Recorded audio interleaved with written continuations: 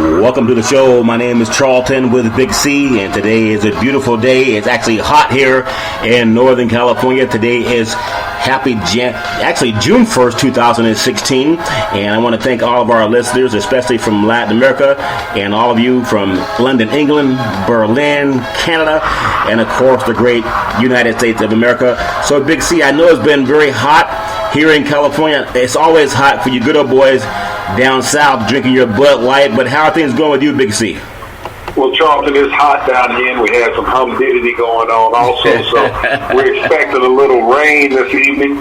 But, we always get moisture down here. I know we're trying to bottle it up and ship it to California. I heard you guys are a little drought ready, so, we can ration some out to you guys. And maybe build a pipeline from Texas, unfortunately, with the people in the Midwest, and all our thoughts go out to them down in the great state of Texas with all the flooding and the devastation that they've had down there, with excess of water.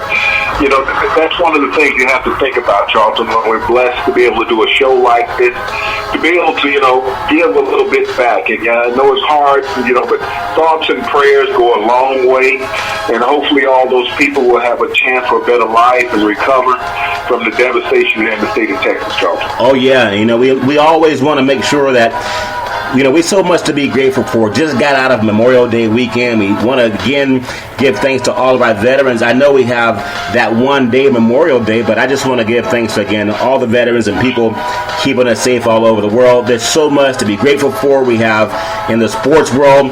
And I was thinking about this, Big C, because we joke a lot about the Alabama-USC game, and we all know that USC is going to go down and beat Alabama, but there's always this myth about how in the SEC they practice football year-round. Well, there's a little bit of talk about Jim Harbaugh, the great coach out of Michigan, that played for the Wolverines also. Well, he and Nick Saban had a few words in the media. Nick Saban doesn't like it when the good old boys from the north come messing around with you good old boy recruits down in the great state of Florida. I thought Nick Saban coached in Alabama, Big C. Your thoughts on that? Well, when you think about the outreach of Harbaugh, Charlton, as far as being a player and a former head coach in the NFL, he has a lot of tentacles out there when it comes to contact. So, he can reach out to a lot of people, and you think about a lot of guys that he plays with in the NFL or in the coaching ranks as well as coaching. That coached under him, on the college and professional level. So, he has access. And I think when you have a coach that, has a hotbed where they can always go into, and they can always pluck out the top 10 players in that region, and someone comes in, takes 2 or 3 of them out that's not from that region, you notice it kind of bothers them a little bit. You think about what Urban Meyer did when he went to Ohio State, another Big Ten school, Charlton. He was able to go back down into Florida and Georgia, pull a lot of those players that he would normally have been recruiting if he had stayed at the University of Florida. So when your recruitment pool gets a little thin, as a coach, you worry, will you always stay on top? Now, Nick Saban going into last season, Dalton, had 22, you think about it, of the top 100 recruits in the country. So I don't know what he's worried about when you got 22. If you keep those around for 3 years, you got a great program just by those players alone, Charles. Well, see, Nick Saban, he did a great thing. I know it's self-serving because we talk about how you don't get paid when you play college sports, but these programs are making tens of millions of dollars. I don't even know. I think half the stadiums in the SEC hold at least 90,000 fans, and I know A&M's expanding. Alabama, they expanded just recently. You have, of course, Tennessee and Florida and Georgia and Auburn. It just goes on and on and on, Big C. But Nick Saban, they're trying to do something like the NBA, where if a player declares eligible for the draft, they actually are petitioning to get these players the chance to come back and play college football if they don't make it, as opposed to just if you leave, you're gone. I think that's a good thing, Big C, because it gives players a chance to test the waters. And I know he's doing it because once you get a recruit, you don't want that recruit leaving, but at least give the players a chance to come back, Big C. Your thoughts on that? Well, Charlton, that would be a double standard now, when you look at that. And now that player, if he goes to an NFL team, he's going to sign. And he's going to get a copious amount of money, Charlton. But what if he doesn't make the team, though, Big C? Can he come back to college, though? You have a signing bonus. If you're going to vacate the signing bonus, I can understand that. But see, players always have the option, Charlton, to come back to college after the draft. they just don't sign with an agent.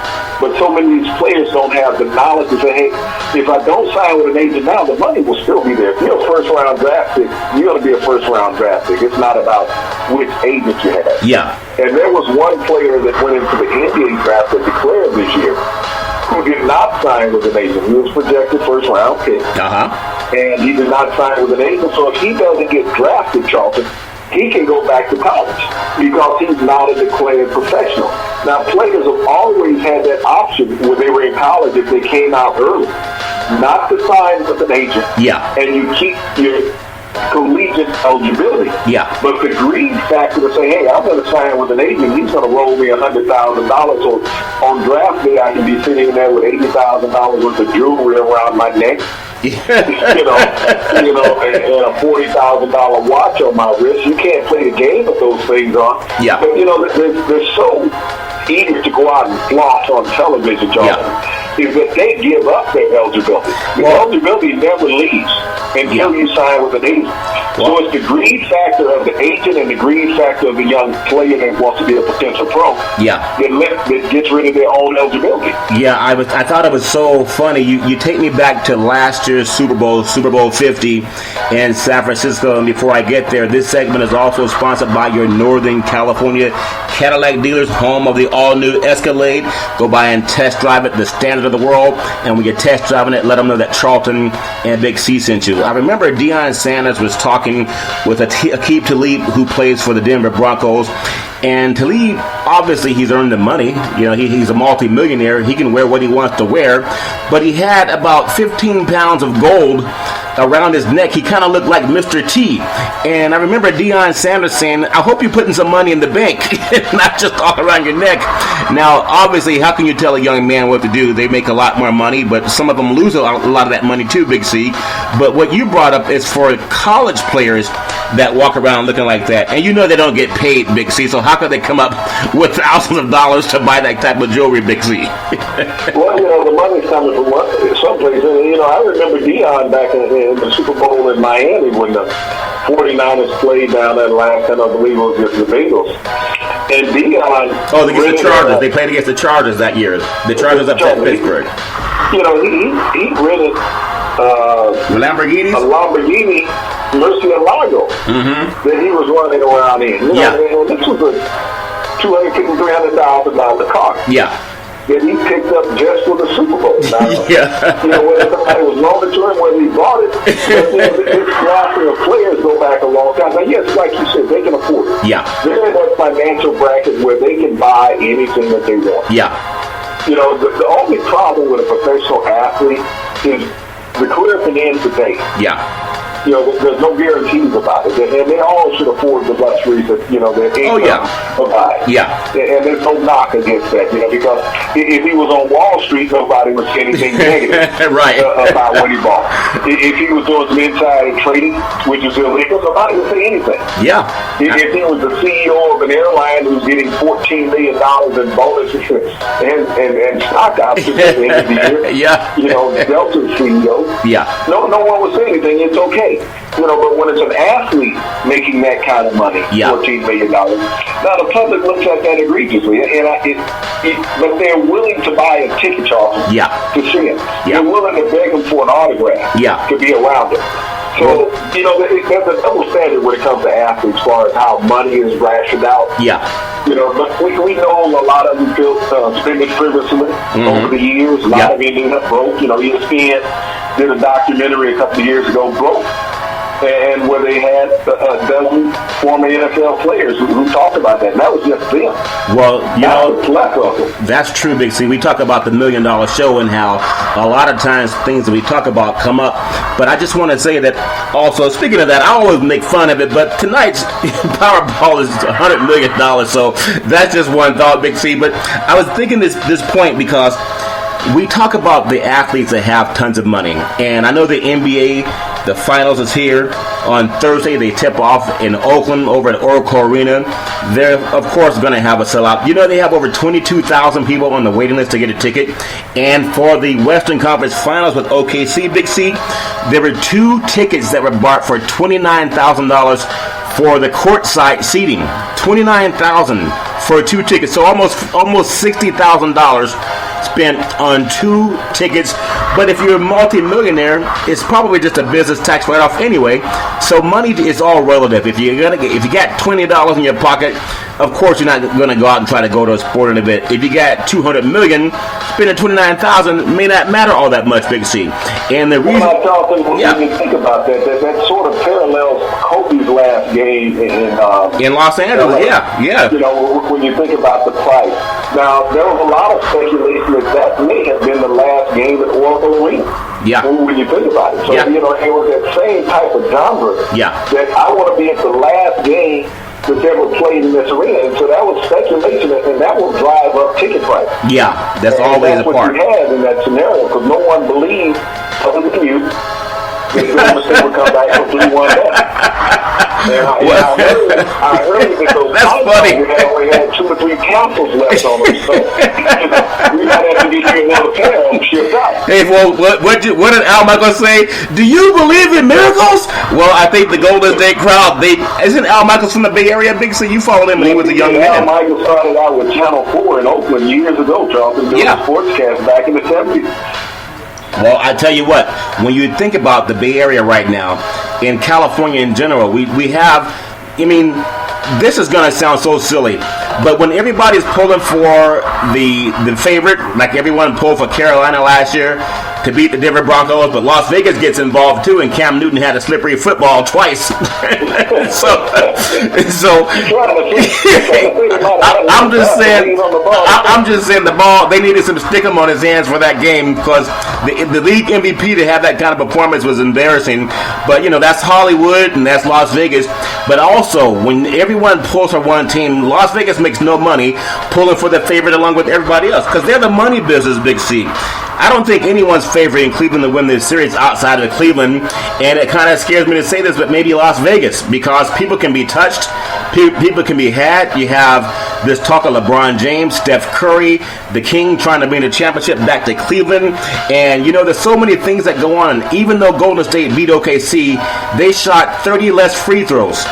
The MVP went to the line for the first time in the 4th quarter, Big C, because the underdogs winning makes money for Las Vegas. Just maybe I'm cynical, Big C, but do you see any type of possibility of that happening?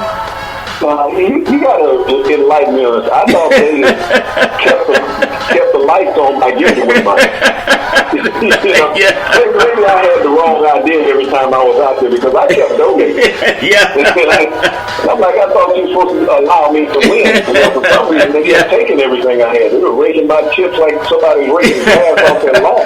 Well, I think there's some mimes out there where they have this picture of a crying Michael Jordan every time they have any type of athlete that loses, whether it's a team losing or when North Carolina lost to Villanova and that last second shot for the free conference championships what the NCAA puts on every year. But they had this thing where they kept showing Charles Barkley, and media is non-biased, but I'm just saying, I'm a California guy, so I'm pulling California teams. But media is supposed to be non-biased. I think Chris Webber and Charles Barkley, they were auditioning for a job with OKC, because not only were they disappointed they lost, they were saying what OKC needed to do to win that game. And I hear so many people saying, what's up with Barkley and Webber pulling so much for OKC, giving them advice? I mean, you talk about some of the old school guys. Maybe that's silly for me to say that, Big C, but do you see any of that going on at all? Well, Charlton, I look at it. Because you did send me some pom-poms too, Big C. You told me you were going to send me some pom-poms and some moonshine, so I thank you for that. Well, you look at 2 old, seasoned guys who didn't have a chance to win a championship. Yeah. Late in their careers, when they got close, they always found a way. Robert Ory knocked Webber out, and everybody knocked Barkley out. So, there's a little jadedness when you talk. But Barkley's straddling the fence also in what he's doing. Yeah. He's out there making theater. He's picking Cleveland. I know he spends a lot of time in Vegas, but what in theory, outside of what happened with Denver and Carolina in the Super Bowl, would lead you to think that the underdog is going to win this series? Because that would match up to say, hey, maybe we'll have a three-peat of this next year. Maybe they can play again.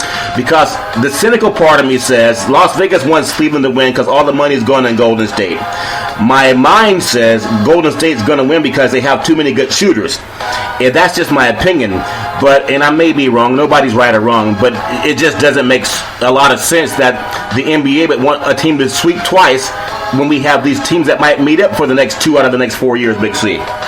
Well, you've seen this throughout the history of the NBA, Charlton, where you'll have teams that are going at each other. It seems like every other year they're meeting each other in the championship. Boston and Los Angeles. Lakers and Boston. Yeah, you're right.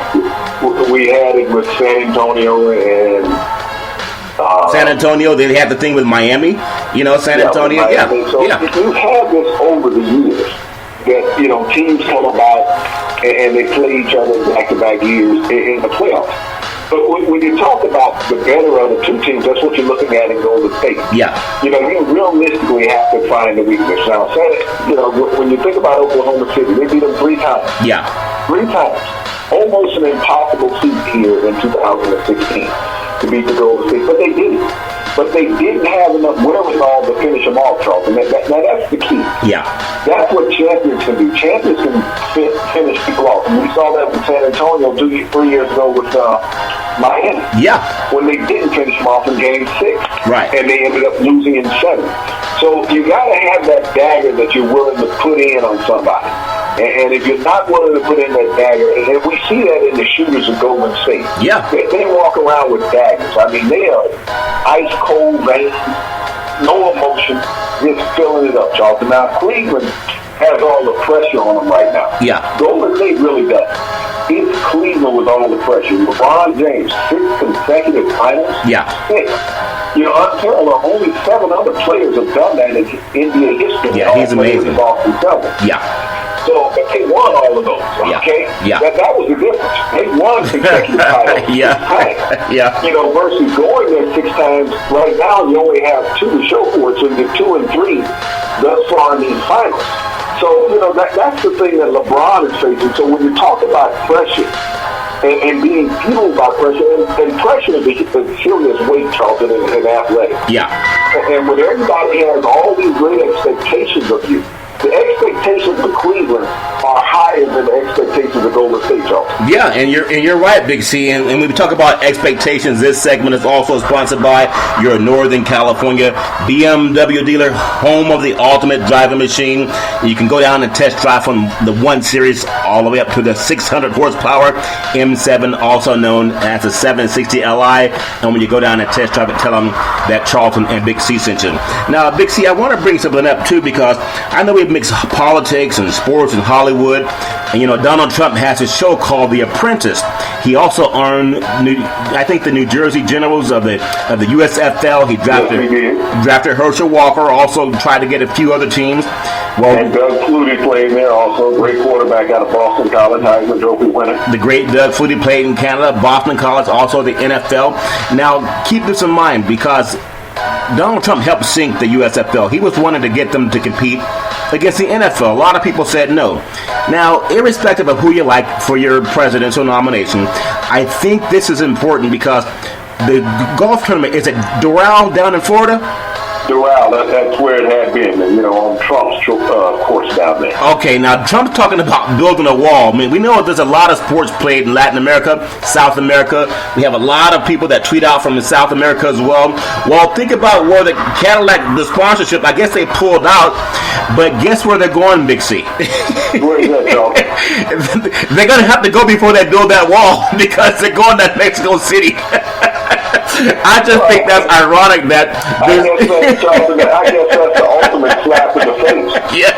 For Donald Trump, talking about he's going to build a wall and he's going to keep all the Mexicans out of America, but I don't know how America would function without him. Yeah. But now they're taking the golf tournament that he had hosted for the past several years, and they're taking it to Mexico City. Yeah, I think that's ironic. Donald Trump, the LPGA is telling Donald Trump, as well as Cadillac, we don't like you.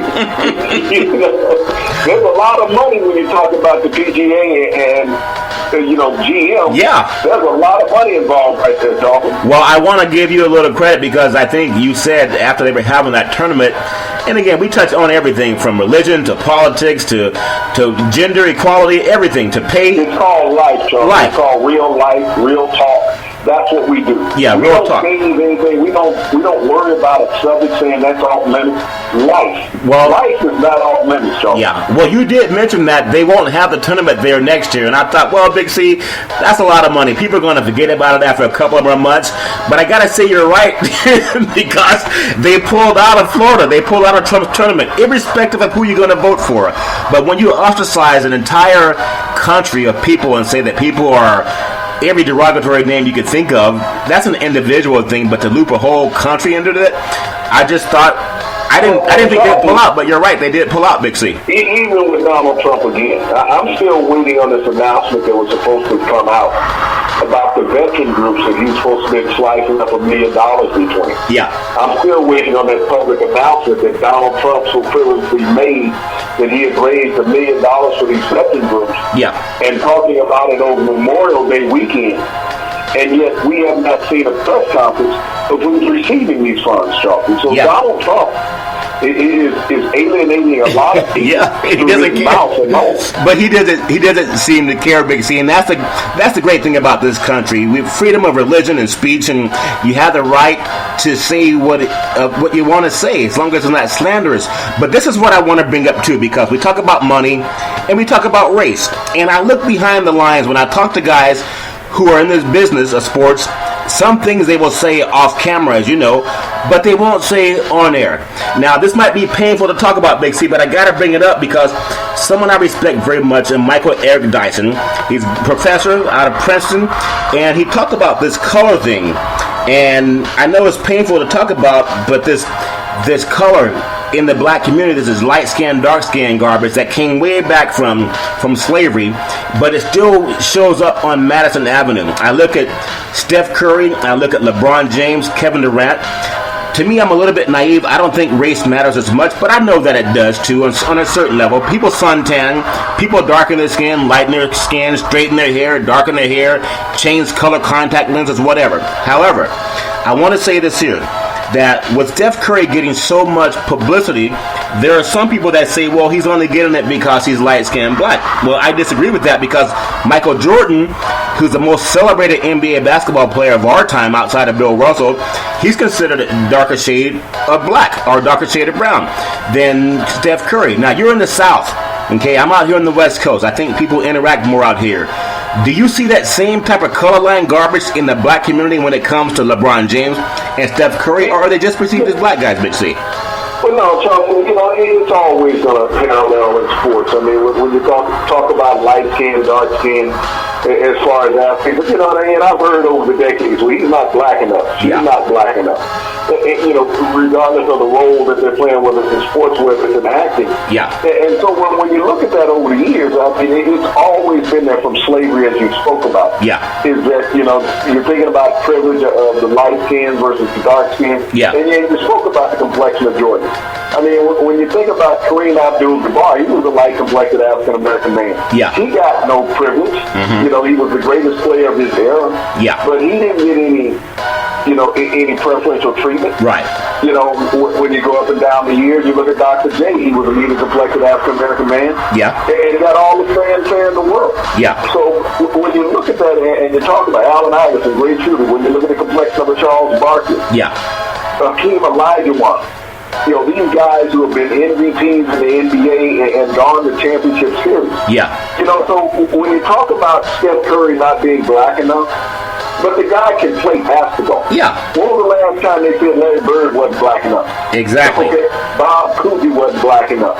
Right. We've had a whole array of white and black players. When I think about Pistol Pete Maravich, the only reason he wasn't black was because he was white. Yeah. All of his the way he played. And ball handling. Yeah. He looked like a Harlem Globetrotter playing in the NBA. Yeah. But no one said that Pistol wasn't white enough, and he's still the single-season leading scorer in college basketball history in LSU, averaging 24 points a game. Yeah, and see, that's interesting. That's interesting that you say that because even in the white community, and this is coming from people I know, I mean, it's so much diversity in the group that I hang out with, but there are a lot of Caucasian women that dye their hair. You don't know what the real color of their hair is, but there's so many people that bleach their hair to be a different color. And all women of color do something to their hair. I mean, it's always whether you straighten or curl it or whatever, but Caucasian women do the same thing. They just come under less scrutiny for it, whether they have hair extensions or whatever. But when it goes to the athletic realm, and this is what I want to get your thought on, Tony Parker, who is a great player for the San Antonio Spurs, I believe he's from France, but he was asked what he wants to do when he retires. And he talked about becoming a GM. Obviously, you got to go through the coaching ranks, Big C, unless you know the right people. But let me get your thoughts on this, because you've been in the business over 40 years, covering sports, playing sports. When I look at the NBA, 75% of the players are black or African American. That's as of 2015. Under 30 teams, only one NBA is Doc Rivers, the only black operator.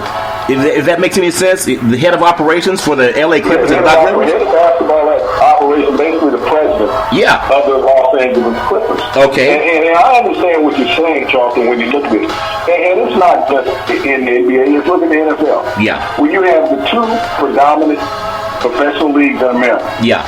That are both consistent of about 70-75% African American participation from the player's perspective. Yeah. And you only have a sprinkling of GMs. And Doc is the only president. Yeah. But you have a sprinkling of GMs. And what you're saying is that you guys can play this game. Yeah. But you can't evaluate the talent in the game, which I find, It's insulting, yeah. It's insulting, Big C. And see, I'm glad you brought it up that the other leagues are there too, because in the NBA, the GMs that are African Americans, New Orleans Pelicans, New York Knicks, and then there's a gentleman in Toronto for the Raptors. He's actually Nigerian, but in a league that dominates the color line of African Americans playing the game, being the best in the game, and everybody all over the world is celebrating how smart and dynamic and beautiful these athletes are. But when it comes to leadership roles and giving people the opportunity to lead and to be paid for it and compensated for their athletic mind and their minds and their business minds, oftentimes it's just like what happened with Carson Wentz in golf when it came to trying to draft a player out of college. They looked for the white kid that had the blonde hair, blue-eyed look, because that's what the managers look like. That's what the GMs look like. So they want to uphold that image in the NFL by having a white guy as the quarterback. And I know people don't want to hear that, but it's the truth. Well, Charlton, is very true. I mean, you think about how many African-American coaches there are in the NFL. Yeah. Okay? And how many of them have gotten fired that have had winning records. A lot of them. When you think about that, I mean, you go back to Tony Dungy. Yeah. Got fired for having a winning record in Tampa Bay. Yeah. Hugh Jackson. Yeah. Took the Raiders to a 500 record for the first time in like a half a decade. They fired him. He got fired. Yeah. Well, Jack Del Rio. Well, took the Indianapolis Colts to the Super Bowl. Yeah. He got fired. Yeah. So when you look up and down the list at African-American coaches, we looked at Marvin Lewis, who's been nothing but a winner. Yeah. In Cincinnati, and everybody's talking about he's got to go. Yeah, that's a joke. But these coaches who are around winning 4 and 5 games that are Anglo, that are white, Yeah. they're okay. Well, they're in a rebuilding process. Jeff Fisher, has won like 24, 26 games in 4 years. Yeah. 5 years with the Rams. Yeah. And he got a 4-year contract extension. And was foolish enough to have. Talking about firing Marvin Lewis and only giving him a 1-year contract extension. Yeah, and Fisher's foolish enough to have an all-pro running back that is going to be probably the next type of Herschel Walker in the league, or maybe Bo Jackson in the league in Gurley, and he goes after a quarterback that was 14 and 26 in college, as opposed to building up his offensive line because he already has a Pro Bowl defense. He went to, as you said, he went to somebody he could recognize, and that's all the games that he's won since he's been with the Rams. Yeah, so he wanted a quarterback that would fit into his losing ways, Sean. Yeah. Well, see, when it comes to endorsements, we had Durant, who may stay OKC for one more season and opt out next year because he's looking at like $228 million. And then Jordan, you have Magic Johnson, Kobe Bryant, all these great players. Steph Curry looking at a $200 million contract through Under Armour, but LeBron James through Nike is getting $1 billion. So that color line thing, marketability, I don't think it flies. I think that's old school, maybe Jim Crow talk. But nowadays, if you can play dark skin, light skin, whether it's Tiger Woods or whether it's someone like a Lee Elder or whomever, you're going to get the opportunity to make your money. But it's still painful when it comes to leadership roles. It's okay to play for me, but I don't want you picking who plays for our team. That still goes on, Big C, unfortunately. When you think about all the NBA commercials that are out there, okay? Yeah.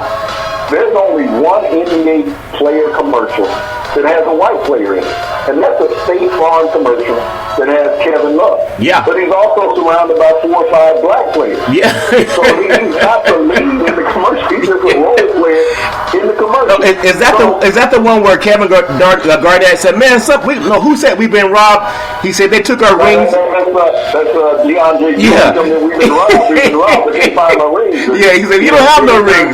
You don't have no rings. That was Chris Paul. Yeah. And that's when Kevin Garnett kisses his ring. You know. Yeah. When you think about that, it's just like what you say. You need these people for showmanship. Yeah. You need these African American players. Yeah. To make the game great. But that's all you want to see them is on the court. You don't want to see them in the boardroom talking. Yeah. You don't want to see them making decisions.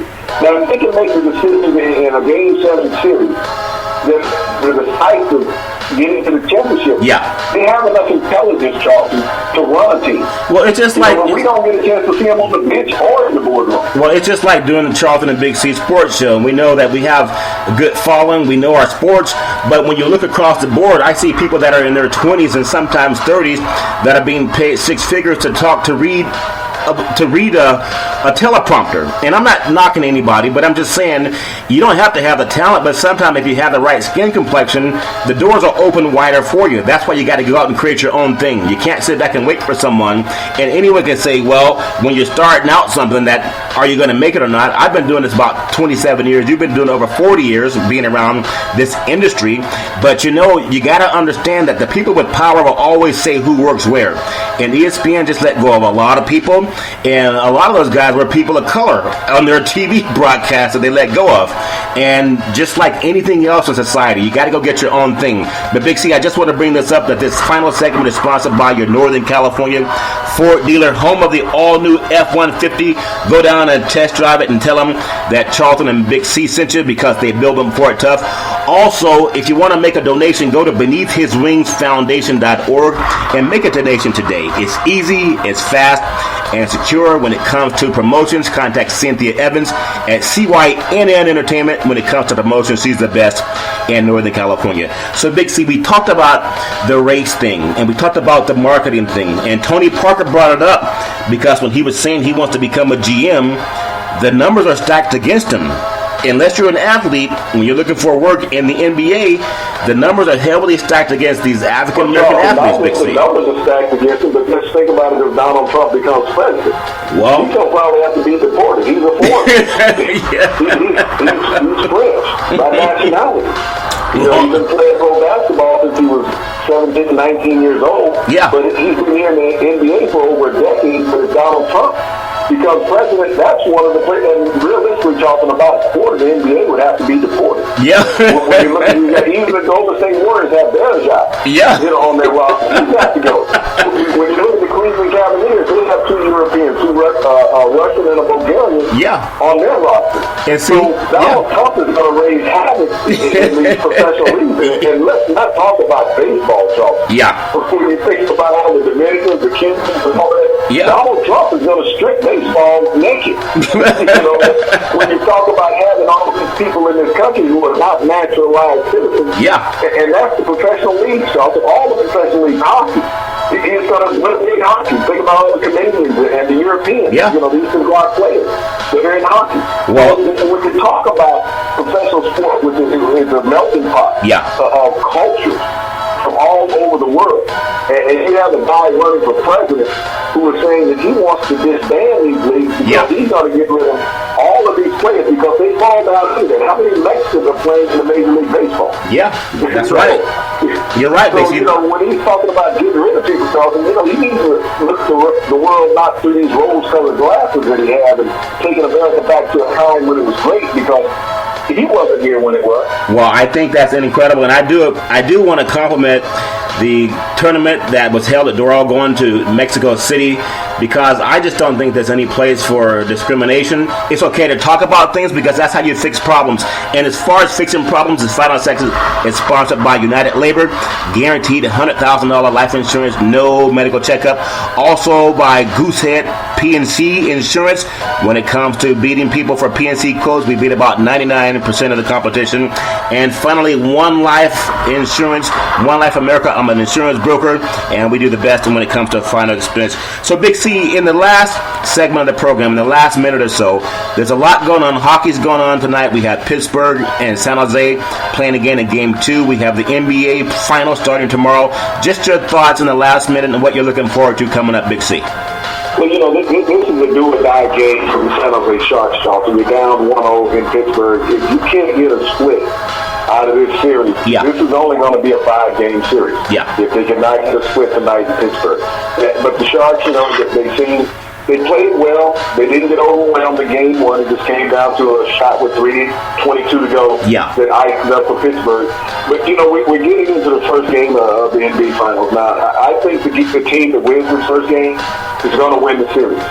And you got to look at the momentum that Golden State has had, Jonathan. The Cleveland's been sitting down resting for a week. Okay? Now, this is a different team than what they played in Toronto when they had a week to rest against Toronto. This is a team that knows how to win. That is not awestruck by being on the big stage. They are the big stage, Charlton.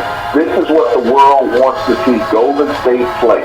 And they want to see them play at the highest level. Now, we've seen the Splash Brothers in the last game, Charlton. But beyond the Splash Brothers, it was the role players in Golden State that made the difference in the game. Hitting the boards, rebounding, going in, knocking down shots. Your Splash Brothers are going to get their point. But when you got 45 points from the role players, it's lights out for Golden State, Charlton. Well, Big C, and I love basketball. I'm so much looking forward to it. I know a lot of people are too, Big C. I hope it's going to be a great series, but I do believe Las Vegas has a lot of power. They're like the biggest Wizard of Oz that I've ever seen. So I hope that my gut instinct, it may go to 7 games, but I'm looking at a 6 game because talent-wise, Golden State just seems like they have more firepower. But Las Vegas has firepower too. And speaking of firepower, every Monday through Friday at 5 o'clock p.m. Pacific Standard Time, worldwide, you can listen to Charlton and Big C Sports. So we thank you, we appreciate you, and we wish you a super fantastic day.